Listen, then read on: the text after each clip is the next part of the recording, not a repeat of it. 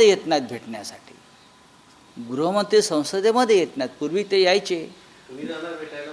नाही, आम्ही तर कधीच जात नाही ना. ही आमची भूमिका आहे, ही आमच्या पक्षाची भूमिका आहे. आणि 10 खासदार किती त्यांचे 8 खासदार जे आहेत ते काय लपून छपून भेटत नाहीत ना. रिसर त्यांनी त्यांची वेळ घेतलेली आहे आणि त्यांच्याबरोबर सुप्रियाताई सुळे त्यांचं नेतृत्व करत आहेत. आणि माझं काल सुप्रियाताईशी या विषयावर चर्चा झालेली आहे की कोणत्या जिल्ह्यातले काय प्रश्न आहेत ते मार्गी लागत नाही आहेत. आणि एकेकानं भेटण्यापेक्षा एकेकाने भेटल्यावर संशय येतो ना, हा काय भेटला, तो कशाला भेटला. त्याच्यामुळे आपण एकत्र जाऊ आणि एकत्र प्रश्न मांडू. ही त्यांच्या पक्षाच्या प्रमुख नेत्या किंवा कार्यकारी अध्यक्ष ज्या आहेत त्या पक्षाच्या सुप्रिया सुळे यांचं म्हणणं बरोबर आहे. डिलिमिटेशनच्या पार्श्वभूमीवरती ही भेट होत आहे. मला वाटत नाही की माननीय पवार साहेबांच्या नेतृत्वाखालचा राष्ट्रवादी काँग्रेस पक्ष कोणत्याही परिस्थितीमध्ये इंडिया ब्लॉकच्या विरोधात जाऊन भूमिका घेतील किंवा एनडीएला मदत करतील अशी भूमिका घेतील असं मी खात्रीनं सांगतो. मला वाटत नाही. देशभरामध्ये प्रादेशिक पक्ष फोडले जात असताना पवारांचा पक्ष वाचल्यातून वाचला, त्यामुळेच ही भेट आहे असं सांगितलं. त्याची अट डिलिमिटेशनला पाठिंबा देणं असं सांगितलं. मला असं वाटत नाही की शरद पवार साहेब किंवा सुप्रियाताई सुळे या डिलिमिटेशनला पाठिंबा देतील. म्हणजे ज्या पद्धतीनं हे बिल येत आहे, 850 खासदार बनवून हवे तसे मतदारसंघाची तोडफोड करायची, हे राष्ट्रहितासाठी योग्य नाही. त्याच्यामुळे शरद पवार साहेब आणि सुप्रिया सुळे या बिलाला पाठिंबा देतील आणि त्यासाठी खासदार त्यांना भेटत आहेत हे मी मान्य करणार नाही. वारंवार जर पंतप्रधान केंद्रीय गृहमंत्री अमित शहा यांच्या भेटीत असतील तर कुठेतरी विरोधी पक्षाची प्रतिमेला पण तडा जातो, कारण सातत्यानं भेटणं सुरू आहे. बघा, अमित शहानी किंवा नरेंद्र मोदींनी शरद पवार साहेबांचा पक्ष फोडला आहे. हे जे लक्ष, आता आमचा पक्ष फोडला, आम्ही त्यांना भेटणार नाही. आमचा त्यांचा वाद कायम राहील. नुसता पक्ष फोडला नाही तर आमचा पक्ष एखाद्या ऐऱ्या गैराच्या हातामध्ये दिला. मी ऐरा गैरा हा शब्द मुद्दाम वापरतो का त्यांचा शिवसेनेशी काही संबंध नाही. उद्या अमित शहांच्या मुलाच्या ताब्यात असलेली काय ते क्रिकेट कंट्रोल बोर्ड हे जय शहाला काढून, बरं का, उद्या आमची सत्ता आल्यावर दुसरं कोणाच्या हातात दिलं. आता क्रिकेट बोर्ड म्हणजे राजकीय पक्ष नाही. शिवसेना असेल किंवा शरद पवारांचा राष्ट्रवादी काँग्रेस असेल, ज्या पद्धतीनं अमित शहानी हे राजकारण केलं आहे, निर्घृण, क्रूर, अमानुष, त्याच्यामुळे त्यांना माफी नाही. ज्या दिवशी आमच्याकडे सत्ता येईल त्या दिवशी त्यांना कळेल. सगळंच फोडलं आहे ना.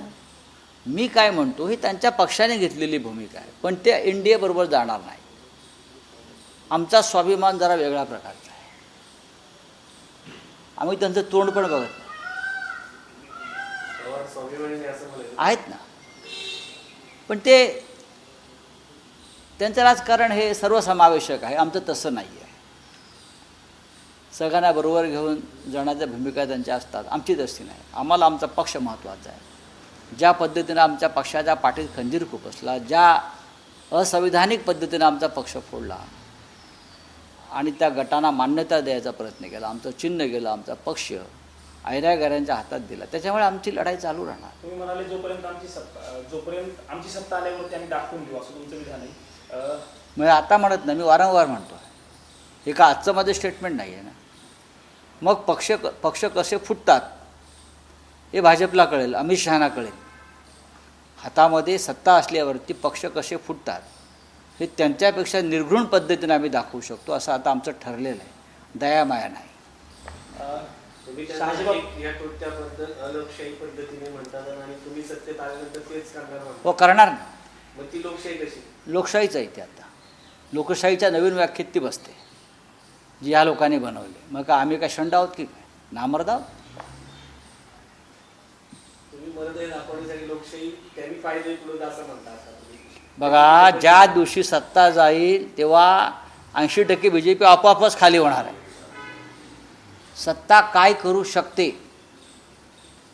तर सत्तेची पोलादी पकड काय करू शकते हे तेव्हा कळेल. काहीही न करता भाजपा माचीसचा रिकामा बॉक्स असतो ना, तसा रिकामा होईल.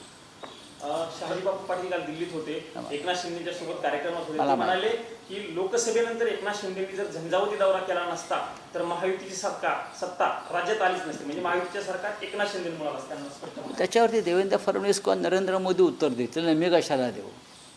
काल माझा काय संबंध आहे? देवेंद्र फडणवीस देतील ना उत्तर, चंद्रशेखर बावनकुळे देतील, रवींद्र चव्हाण देतील, नरेंद्र मोदी देतील. सर वो एक बार हिंदी में बोलिए. बोलिए. सर जयंत पाटील आणि मुख्यमंत्र्यांचा काल कोल्हापुरात एकत्र मुंबई ते प्रवास झाला. राहुल नार्वेकर यांच्यासोबत होते. उद्या जर माझ्या विमानामध्ये मुख्यमंत्री आणि नार्वेकर असतील तर मी काय विमानातून उतरू का? मला सांगा ना. अनेकदा माझं आणि राहुल नार्वेकरांचं गाव एकच अलिबाग आहे. तिथे जाताना त्या बोटीमध्ये नार्वेकर असतात. नार्वेकरसुद्धा जातात गावाला, मीही जातो माझ्या गावाला, आणि त्या नार्वेकर त्या बोटीमध्ये असतात. म्हणून काय बोटीमध्ये उड्या मारायच्या का आम्ही?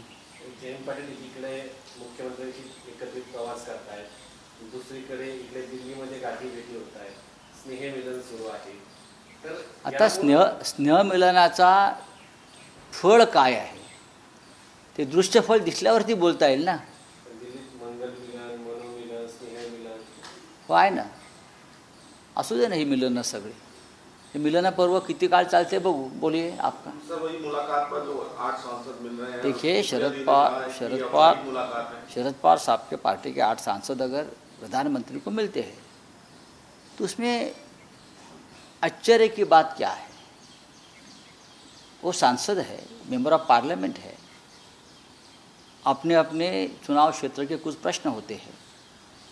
प्रधानमंत्री जी सदन में नहीं आ रहे हैं, गृहमंत्री सदन में नहीं आ रहे, तो अकेले अकेले जब मिलते हैं लोग तो एक रहस्य पैदा होता है कि अकेला क्यों मिला. तो सुप्रिया ताई ने कहा, सुळे जी ने, कि आपके सभी के प्रश्न लेकर हम एक साथ जाएंगे और प्रधानमंत्री से बात करेंगे. यही मुद्दा है. मेरी कल सुप्रिया जी से बात हो गई है और सुप्रिया जी ने यही कहा है, उसमें गलत नहीं है. अब कोई विधायक अगर मुख्यमंत्री से मिलता है, चाहे विरोधी पार्टी का हो चाहे और किसी का हो, तो उसमें कोई रहस्यमय बात नहीं होनी चाहिए ना. विधायक है, मुख्यमंत्री से अपना काम लेकर जाएगा ही हो. वैसे हम सांसद हैं, हमको लगता है अगर किसी मंत्री के पास जाना है तो हमको जाना चाहिए. दिल्ली में जा सकते हैं क्या?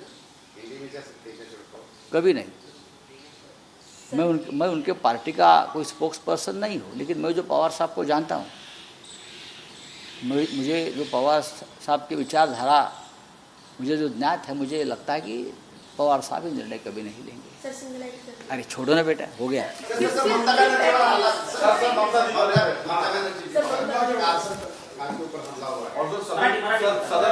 सदन नहीं चलने देना और FCR. सर FCR की डिलिमिटेशन और कोटा का जो विमेन कोटा का जो बिल अटका हुआ है, 4 दिन बचे हुए ये अटके ही रहेंगे भी जब तक अमित शाह सदन में आकर जंतर मंतर में जो हुआ बच्चों पर हमला, उसकी जिम्मेदारी किसकी है, आदेश किसने दिया, उस बारे में निवेदन नहीं देंगे तब तक सदन में कोई भी बिल शांति से नहीं पारित होगा. हंगामा चलता रहेगा. आज 10 बजे हमारी मीटिंग है खड़गे साहब के यहाँ, उसके बाद हम निर्णय लेंगे. ममता बनर्जी पश्चिम बंगाल की सिर्फ एक मुख्यमंत्री नहीं है. ममता दीदी एक ऐसी महिला नेता है जिसने लगभग 15 साल पश्चिम बंगाल पर को नेतृत्व दिया है, देश को नेतृत्व दिया है. चुनाव हार गए उसका मतलब ये नहीं कि सब कुछ हार गया. आप बांग्लादेश की पदच्युत प्राइम मिनिस्टर शेख हसीना की हिफाजत कर सकते हो, हाँ, बांग्लादेश की. उसके लिए पूरा तामझाम सिक्योरिटी आप लगाते हो, लेकिन आप अपने राज्य की एक्स मुख्यमंत्री की हिफाजत नहीं कर सकते. आप बोलते हैं कि ये जनता और तृणमूल कांग्रेस का झगड़ा है। अच्छा, तो लॉ एंड ऑर्डर का मतलब क्या होगा? ये जनता कौन है, ये बीजेपी के कैसे गुंडे हैं, उसका पूरा एविडेंस सामने आया है। वहाँ के मुख्यमंत्री को मैं बताना चाहता हूँ, सत्ता आती है, सत्ता चली जाती है। अगर ये जनता और तृणमूल कांग्रेस का झगड़ा है तो ये समझ लीजिए जंतर मंतर का झगड़ा भी पूरा देश और मोदी का झगड़ा है। सर, केरला में जो अरेस्ट हुआ है पीजी मोहनदास का, कि भी उन्होंने ये कमेंट किया कि गर्ल्स जो है वो एंजॉय करती हैं, किस तरीके से देखते हैं आरएसएस?